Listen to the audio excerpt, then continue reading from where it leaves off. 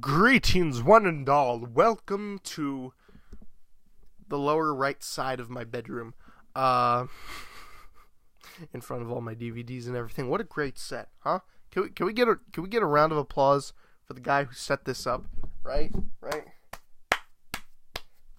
Mike's all the way down here. Probably couldn't hear that astounding applause. There was some screaming, and I'm pretty sure someone just yelled rape. That's not funny. Moving on. Today I wanted to talk about Insidious. I love Insidious. Absolutely love it. I got all three movies behind me somewhere mixed in with there, and The Purge and a whole bunch of other horror stuff. I don't have any Saw movies though. Maybe I might change that in the next month. Probably I'll do a video on Saw. Yeah, there we go. More promises.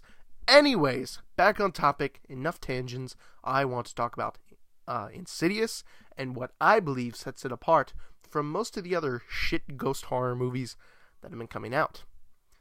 Insidious follows the tale of this kid, or at least the first one follows the tale of this kid who astral projects himself in his dreams when he goes to sleep. Pretty much astral projection is your spirit leaving your body.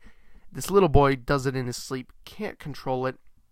Turns out he gets lost. He goes into a coma and his spirit gets lost in this place called the Further, which is basically the afterlife that looks pretty much exactly like the regular world that we're in now, except only houses are like lit, everything's kind of dark, and everyone who died in them is walking around in them. And when you go outside, it's all blackness. It's like some weird afterlife dimension or whatever. And ghosts live there and demons live there. Demons live in these doors that are in places where there's like free space in a house. So I guess if you live in a house and you've got a dresser like literally covering every inch of every wall, you probably don't have a demon in there. Unless, I suppose they could live in the attic and in the basement. But basically, in the Insidious movies, there's a whole lore behind it that there's like the other world, the Further, where all the ghosts are from. Shut up, email alerts. God, so rude. And that the whole lore behind the afterlife and what happens in the afterlife and what to expect, and people can actually fight ghosts. Like if a person goes into the afterlife, they can fight demons and ghosts. It's awesome. Sometimes ghosts are terrorizing people, sometimes demons are terrorizing people. They keep teasing this one demon all throughout the series. This demon who wears like a red mask, sharpens claws, fingers like Freddy Krueger, and he listens to Tiny Tim for some reason.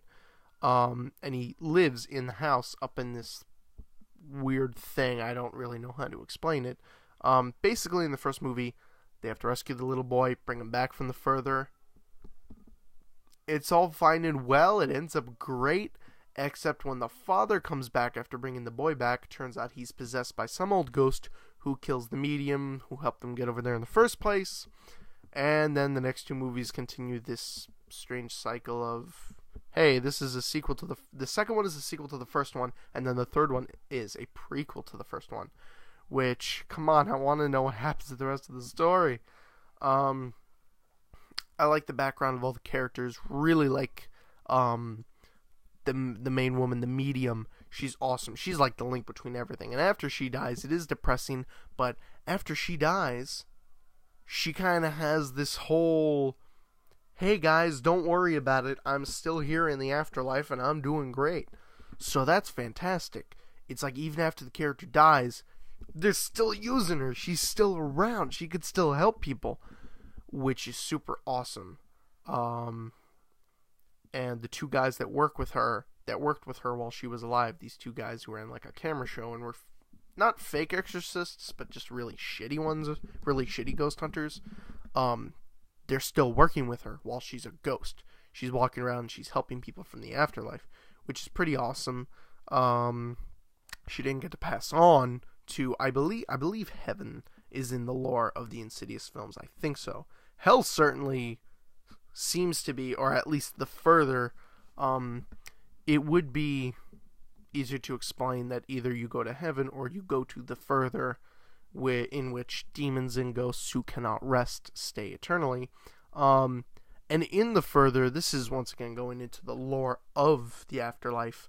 In the further, the demons who live there can feed off of the ghosts by scaring them or keeping them down, making them weak, shit like that, and they gain power from that. But this is the cool thing. The demons can be defeated. Like, literally, if a person or a ghost has the will to, they could literally kick the shit out of the demons. Like I believe it was the third one, that is a prequel to the first one, this girl is being taken by this demon in a wheelchair with like a mouth thing on. And basically, how the girl ends up defeating it is she takes the mouthpiece that it uses to breathe and she tears it off. And the demon, like, it's like a gaping hole, and the demon pretty much suffocates and dies. I don't know how a ghost could die, but basically what happens. And they keep teasing the demon with the red mask, which I really wish they would just make another one. Basically, all three of the movies end the exact same way. The medium woman ends up dying or being scared by some shadowy figure off to the side, and that's how every single one of them ends.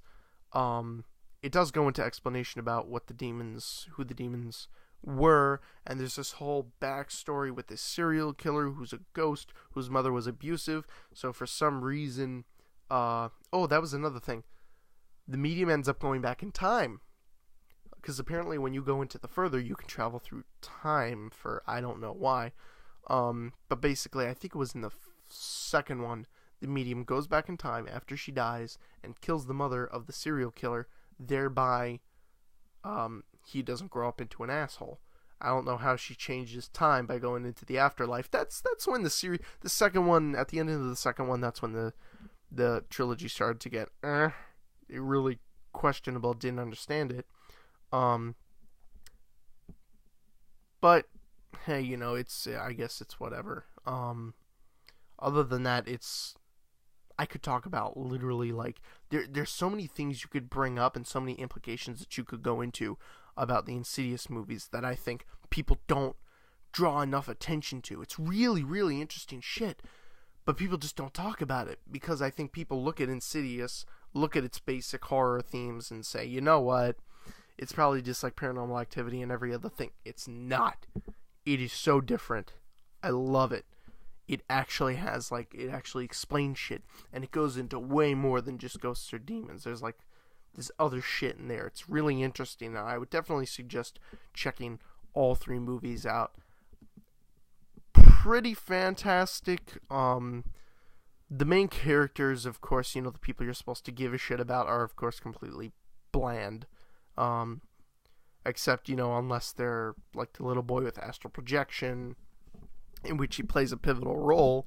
Other than that, the father's, why are people doing this to my family? The mother, why are people doing this to my children? And the third one, why are people trying to kill me? Why are ghosts trying to blah, blah, blah, blah, blah, bitch and whine until you stand up to the demons at the end. They finally gain, like, this ounce of confidence, and they're able to literally, like, fight the demons. Like, the medium lady, after she dies, becomes a ghost, and literally just kicks the shit out of this woman. She takes, like, a rocking chair horse thing and just, like, bashes her over the head with it. And there was another thing with a demon where she just, like, whooshes this demon back with, like, sheer force, and it's like, holy shit. All the ghosts need in the further is confidence. It's like will and confidence are able to overcome every single evil thing in the afterlife.